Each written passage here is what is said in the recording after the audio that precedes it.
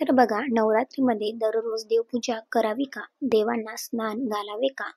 किंवा 11 गुरुवार वैभव लक्ष्मीचे व्रत हे तुम्ही करू शकतात का? तर याबद्दलच काही खूप जास्त महत्त्वाची माहिती बघणार आहोत. कारण देवपूजा करावी का? आणि ते देवपूजा दररोज म्हणजे स्नान घालावे का? अंघोळ करावी का? या गोष्टीसुद्धा तितक्याच महत्त्वाच्या आहे. कारण बऱ्याच स्त्रिया या चुका या नवरात्रीमध्ये करत आहेत किंवा नेहमी करत असतात. तर हाय, हॅलो, नमस्कार. मी गायत्री पाटील तुमच्या सर्वांचे अगदी मनापासून स्वागत करते आपल्या युट्यूब चॅनल. तर ह्या नवरात्रीच्या काळात सर्वात जास्त आपल्याला आई भगवतीची सेवा करायची असते. आणि ह्या वर्षी तर आपल्याला अगदी तब्बल 11 दिवसांचा आई भगवतीची सेवा करण्याचा मान मिळालेला आहे.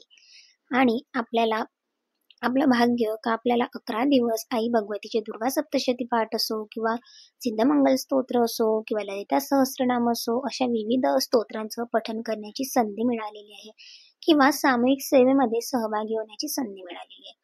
नवरात्रीमध्ये आपण देव हलवतो का? किंवा आपण कोणते देव हे विड्याच्या पानावर ठेवायचे? तर बघा, शारदीय नवरात्र उत्सव तर बघा वर्षामध्ये 4 नवरात्र असतात. 2 गुप्त नवरात्र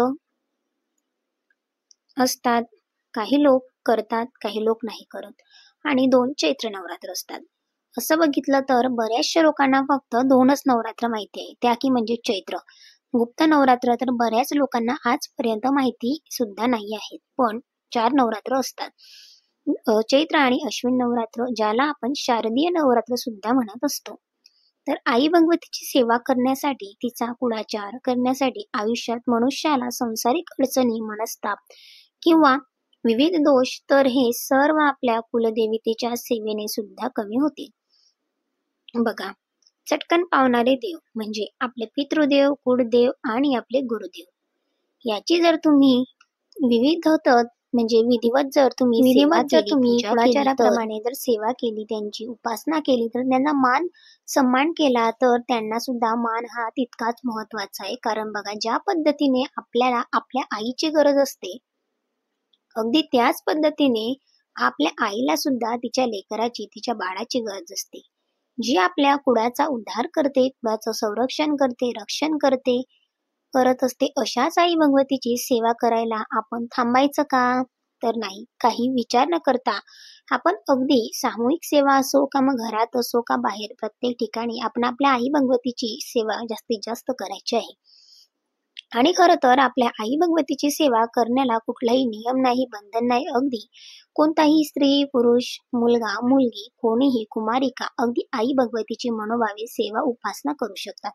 कारण त्याचं फळ सुद्धा तितकंच खूप जास्त त्यांना मिळत असतं. कुमारिकांनी जर लग्नाआधी जर या सेवा केल्या, तर जेणेकरून म्हणजे ज्या लग्नानंतर त्यांच्या आयुष्यात ज्या अडचणी येणार आहेत, त्या अजिबात म्हणजे असं म्हणत नाहीये का येणारच नाहीत, मग कमी येतील. आणि आल्या तरी आई भगवती तिच्यावर येणारं संकट हे टाळून घेईल आणि तिच्या सेवेतून तिचे दोष हळूहळू कमी होतील. आता बऱ्याच महिला घटस्थापना करत नाही किंवा अखंड दिवा लावत नाही, पण त्या दुर्गासप्तशतीचे पाठ करू शकता, देवपूजा करू शकता किंवा मानसपूजा ज्याला आपण म्हणतो ते सुद्धा तुम्ही करू शकता. आपल्या केंद्रानुसार सांगितल्याप्रमाणे आपण देवीची टाक घटी बसवतो, देवीला झोपवून ठेवतो. कारण तुळजापूरच्या आईला सुद्धा झोपवलं जातं. 3.5 शक्तिपीठांमध्ये फक्त तुळजापूरची तुळजाभवानी, जी की आमची कुलदेवता आहे, तर ती आई भवानी त्यांना सुद्धा झोपवून ठेवलेलं जातं, म्हणजे त्या निद्र अवस्थेमध्ये असतात. बऱ्याच घरांमध्ये देवघरातील देव हे सगळेच विड्याच्या पानावर ठेवतात. मी सुद्धा असं बऱ्याच ब्लॉगच्या माध्यमातून बघितलं किंवा बऱ्याचशांचे रील्स म्हणजे शॉर्ट्स मध्ये सुद्धा माझ्या बघण्यात आलं का देवघरामध्ये पूर्ण देव हे विड्याच्या पानावर ठेवले जातात. पण ते अगदी खरंच खूप जास्त चुकीचं आहे. तर का? पण असं करू नये. कारण फक्त आई भगवती असली आपली आई भगवतीला आपण कुलदेवतेची घटी बसवत असतो, म्हणून फक्त आपणच देवीची टाकच विड्याच्या पानावर ठेवत असतो, पूर्ण देव नाही. कारण बघा, जेव्हा आपण घट बसवतो तेव्हा आई भगवतीला आपण विड्याच्या पानावर ठेवतो आणि 9 दिवसांसाठी ती आई भगवतीची टाक तशीच असते. मग जर तुम्ही प्रत्येक देव विड्याच्या पानावर ठेवला, तर तुम्ही पूर्ण देव न आंघोळी करता 9 दिवस तसेच ठेवणार आहेत का? तर नाही. आपल्याला दररोज देवांना स्नान घालायचं असतं. पूर्ण देव आपण ठेवत नाही. कारण बघा, स्वामी घटी बसले नाही, गणपती बाप्पा घटी बसले नाही, भगवान शंकर घटी बसले नाही, आणि अन्नपूर्णा माता सुद्धा घटी बसलेली नाही. मग आपण त्यांना दररोज उचलू शकतो ना. आपण त्यांची देवपूजा, त्यांची अंघोळ, धूपदीप ओवाळू शकतो. छान त्यांच्या पुढे दिवा लावू शकतो, आरती म्हणू शकतो. त्यांना सर्व काही आपण नेहमीप्रमाणे करू शकतो. फक्त कोण घटी बसलेला आहे तर आपल्या कुलदेवतेची टाक आणि कुलदेवतेचा फोटो. त्याला आपण 9 दिवस हात लावत नाही. बाकी जे देवघरात आहेत त्यांची रोज आपण छान हळद, कुंकू, अक्षता टाकून पूजा करावी, धूप दीप ओवाळावा, नैवेद्य दाखवावा, सकाळ संध्याकाळ आरती करावी, घटस्थापना करा किंवा नको करा, पण आपला कुलदेवतेचा फोटो टाक नवरात्रामध्ये अजिबात जास्त हलवायची नाही. म्हणजे हलवायचीच नाही, कारण तेव्हा जेव्हा आपण घटी बसू किंवा नको बसू, काही लोकांकडे असतो म्हणजे टाक नसते शक्यतो, बट प्रत्येकाकडे फोटो असतो. तर ज्यांना नाही दिवा लावायचा आहे किंवा नाही घट मांडायचा आहे, कळस मांडायचा आहे, त्यांनी अजिबात 9 दिवस तो फोटो अगदी पहिल्याच दिवशी ठेवला का फक्त त्याची पूजा करायची, फूल अर्पण करायचं, धूपदीप ओवाळायचा, पण दररोज त्याला उचलायचं नाही. म्हणून देवघरातील सर्वात फोटो आणि मूर्ती देव तुम्ही दररोज छान आंघोळ करू शकतात, देवाची देवपूजा करू शकतात, धूप दीप लावू शकतात, आरती करू शकतात. स्वामींची मूर्ती, गणपती बाप्पा, भगवान शंकराची पिंड, सर्वांची देवपूजा तुम्ही अगदी छान पद्धतीने सागर संगीतमय ज्याप्रमाणे करत आले आहात, आपण दररोज करतो तसं करत जायचं आहे. आता जर तुमच्याकडे माता लक्ष्मीच्या मूर्ती किंवा फोटो असेल तर बऱ्याच लोकांची कुलदेवी जर असं पाहिलं तर कोल्हापूरची महालक्ष्मी सुद्धा आहे. तर तिला तुम्ही दुरूनच हळद, कुंकू, अक्षता अर्पण करा, तिची पूजा करा. आणि आपण जेव्हा कुंकुमार्जन करतो तर आपण स्त्री यंत्रावर कुंकुमार्जन करतो आणि आपण स्त्री यंत्र अगदी उचलू शकतो. म्हणजे असं नाहीये का स्त्री यंत्राला आपण हातच लावू शकत नाही, तर नाही, आपण स्त्री यंत्र उचलू शकतो.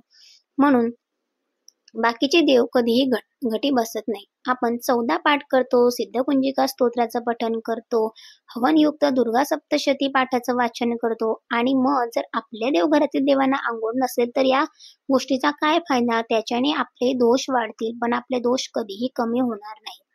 10 दिवस आई भगवतीची 10 दिवस आई भगवती महिषासुराचा वध करत असते.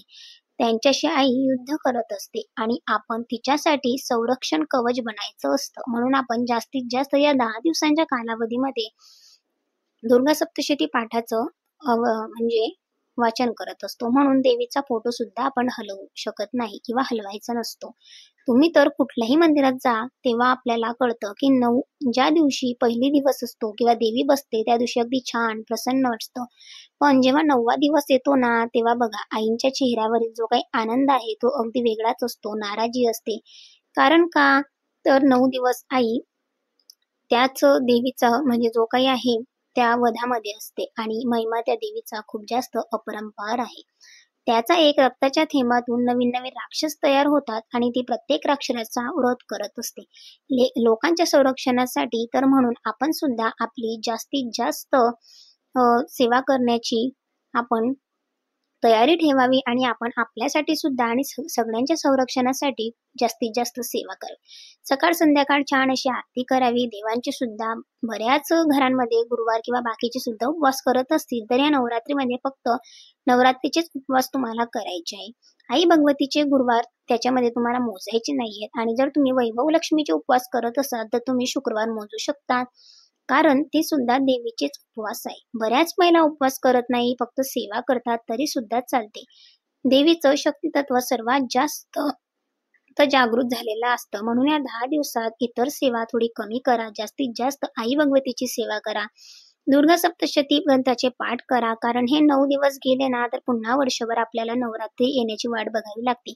आपण करत असतो पण हे दिवस काही वेगळेच असतात. संकटातून आपल्याला वाचवणारी फक्त आणि फक्त आई भगवती आणि आपले स्वामी महाराज आहेत. कारण येणाऱ्या प्रत्येक संकटांना सामोरं आपल्याला त्यांच्यातूनच जायचं आहे. सो ब्लॉग कसा वाटला नक्की कॉमेंट सेक्शन मध्ये सांगा. ब्लॉग आवडला असेल तर एक लाईक नक्की करा. चॅनलला नवीन असाल तर चॅनलला सबस्क्राईब करा. सर्वांना श्री स्वामी समर्थ. धन्यवाद.